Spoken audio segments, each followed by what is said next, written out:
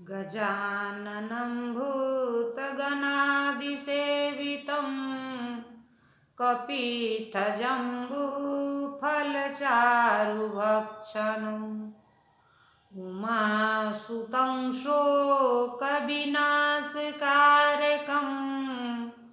नमामि विघ्नेश्वरपादपङ्कजम्।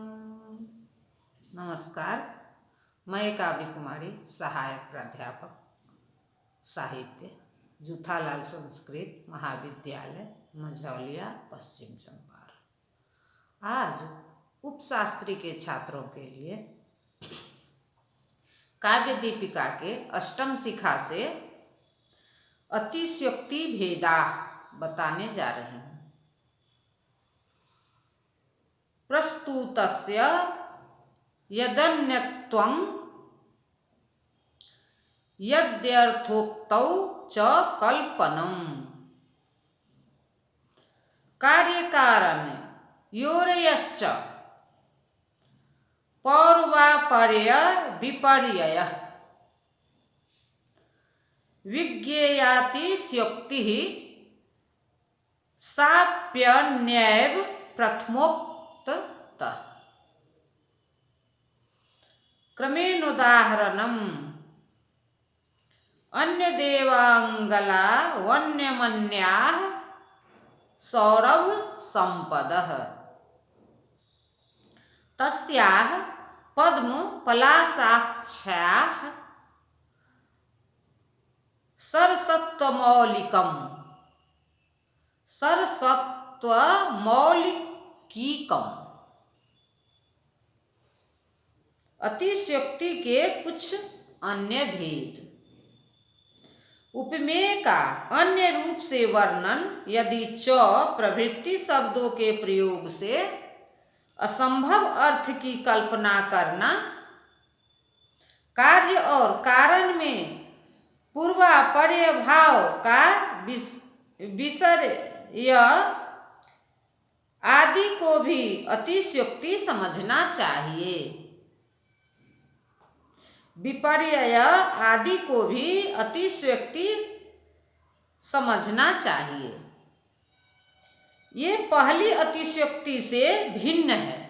क्रमशः उदाहरण अन्य देव इति। इस कमल नयनी के अंगों की सुंदरता और विलक्षण ही है, उसके शरीर की सुगंध भी अनोखी है और उसकी रसिकता भी दुनिया से निराली है। यहाँ इस नायिका के शरीर सौंदर्य का वर्णन लोक विलक्षण अथवा लोक विलक्षण बताया गया है, अतः अतिशयोक्ति है।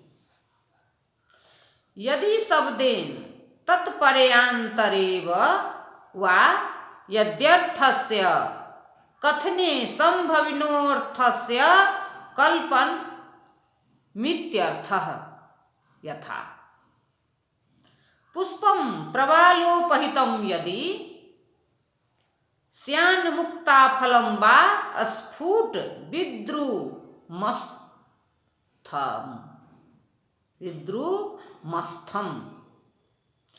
ततो नु कुर्याद्विशब्दस्य तस्य अस्ताम्रौष्ठपर्यस्तरुचः अस्मितस्य। पुष्पमिति कुमार संभव के प्रथम सर्ग में हिमालय पुत्री पार्वती का यह वर्णन है। ताजे निकले हुए लाल लाल कोमल पुष्प पत्तों पर यदि कोई श्वेत पुष्प खिला हो या स्वच्छ मूंगे के ऊपर मोती जमा हो तो वह कदाचित इस पार्वती के लाल होठों पर सुशोभित शुभ्र हास्य की समता प्राप्त कर सके। यहाँ यदि शब्द कहकर प्रवाल के साथ पुष्प के और विद्रुम के साथ मोती असंभाव्य संबंध की कल्पना की गई है, अतः अति स्योक्ति है। कार्यकारणयो पौर्वापर्य विषयश्च द्विधा भवति। कारणात् पूर्वं कार्यस्वभावे द्वयोः समकालत्वे च क्रमेण यथा उदेति पूर्वं कुसुमं ततः फलं धनोदयः प्राक् तदन्तरं पयः निमित्त नैमित्त कयोरयं क्रमस्तव प्रसादस्य पुरस्तु संपदः। कार्य का पौर्वापर्य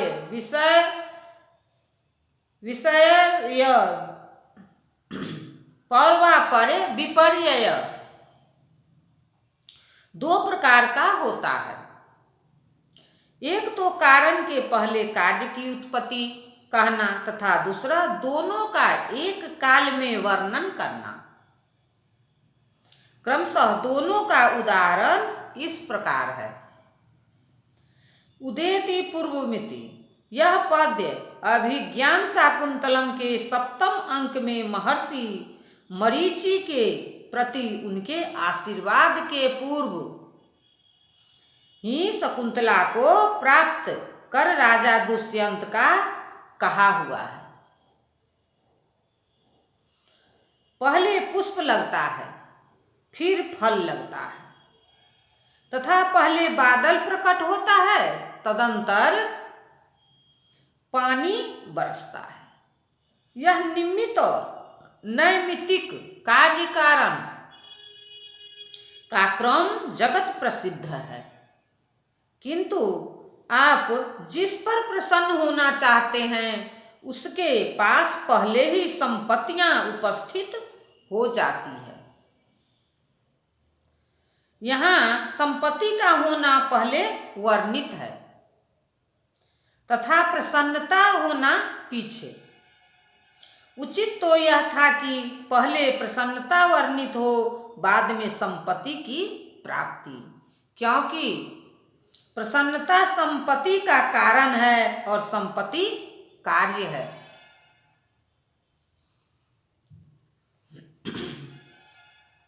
सममेव समाक्रांतं द्वयं द्वैर्गामिना तेन सिंहासनं पितृमखिलचारिं मंडलं व्यक्तिरेकः उपमानाद्यन्यस्य व्यतिरेकः स एव सः। अन्यस्य उपमेयस्य व्यतिरेकः आधिक्यं स एव व्यतिरेकालंकारः यथा। सम्मिति रघुवंश चतुर्थ सर्ग के इस पद्य में रघु का वर्णन है। गज के समान गंभीर गमनशील रघु ने एक साथ ही अपने पिता के सिंहासन और सारे शत्रुओं का अधिकार कर लिया, सारे शत्रुओं पर अधिकार कर लिया। यहाँ राज सिंहासन पर आरूढ़ होना शत्रुओं पर आरूढ़ होने का कारण है, अतः पहले राज सिंहासन पर आरूढ़ होना, बाद में शत्रुओं पर आरूढ़ होना कहा जाना उचित था, किंतु ऐसा न कहकर दोनों साथ ही बताए गए हैं, अतः यहाँ अतिशयोक्ति है। व्यतिरेकालंकार, जहाँ उपमान की उपेक्षा उपमेय में अधिक आधिक्य वर्णन हो वहाँ व्यतिरेकालंकार होता है। जैसे चंद्रंगता। कुमार संभव के प्रथम सर्ग में पार्वती के मुख वर्णन के प्रसंग में कविवर कालिदास ने यह पद्य लिखा है। चंचल लक्ष्मी रात में चंद्राश्रित होने पर कमल के सौरभ आदि गुणों से वंचित रहती है और दिन में पद्माश्रित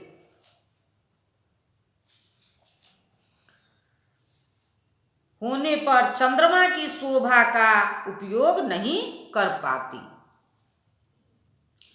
चंद्रंगता पद्मगुणान्न भुंगक्ते पद्माश्रिता चंद्रमसीम भिक्षाम उमा मुखं तु प्रतिपद्य लोला द्वि संश्रयान प्रतिमवाप लक्ष्मी। अत्र उपमानभूत चंद्र पद्मापेक्षया उपमेयस्य उमामुखस्य अधिक गुण वत्वकथनम यथा वा। दिशि मंदायते तेजो दक्षिणस्यांग रवेरपि तस्यामेव रघोः पाण्डयाः प्रतापं न विषेहिरे।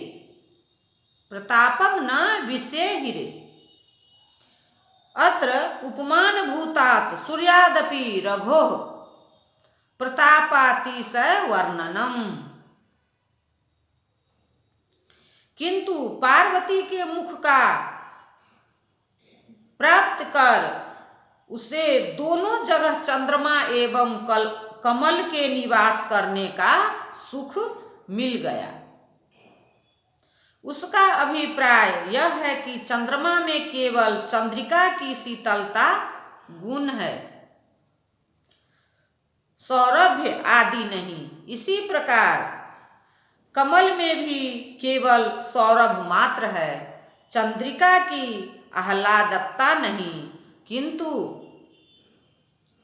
उमा की मुख से ये दोनों गुण हैं, किंतु उमा की मुख में ये दोनों गुण है। अतः उमा का मुख इन दोनों से विलक्षण है। किंतु उपमान चंद्रमा और कमल की अपेक्षा उपमेय उमा के मुख में अधिक गुणों का उत्कर्ष दिखाया गया है। अतः यहाँ व्यतिरेक अलंकार है। अथवा रघुवंश के चतुर्थ सर्ग में रघु के दिग्विजय वर्णन में कालिदास ने लिखा है, दिशि मंदायते इति। जिस दक्षिण दिशा दक्षिणायन में प्रतापी सूर्य का तेज भी मंद पड़ जाता है, उसी दक्षिण दिशा में पांड्य देश के राजा लोग रघु के प्रताप को नहीं सह सके। यहाँ उपमानभूत सूर्य की उपेक्षा रघु के प्रताप को अधिक बताया गया है। अतः यहाँ भी व्यतिरेकालंकार है। धन्यवाद।